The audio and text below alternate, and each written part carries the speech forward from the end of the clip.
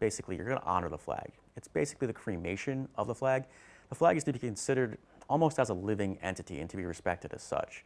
So the process is that you would fold the flag in the customary manner that flags are folded, the U.S. flag, and then you would have a fire going and you would lay the flag on top of the fire. It would be burned and consumed in the flames. And then once you're done with that process and it's fully consumed, you would bury those ashes.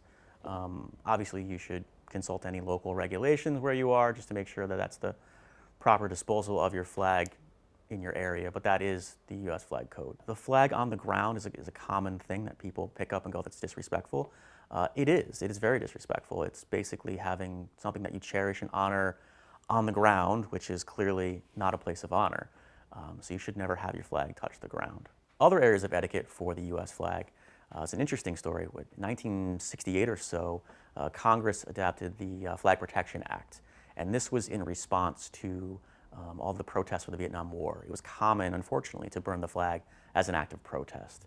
And Congress really saw this as a highly disrespectful thing to the symbol of the Union, and they enacted this Protection Act. And this stood up until 1990, I believe, when the Supreme Court case came through that then protected this as an act of free speech. But during that time period, basically from 68 to 89, 90, you could be punished by 1 year in jail, up to 1 year in jail, or severely fined for burning the flag.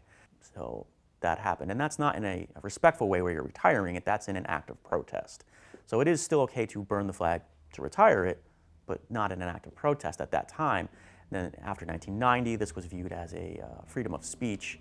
It's still, in an etiquette terms, considered an unfavorable thing to do to the flag. It's not respectful, but it does fall under freedom of speech.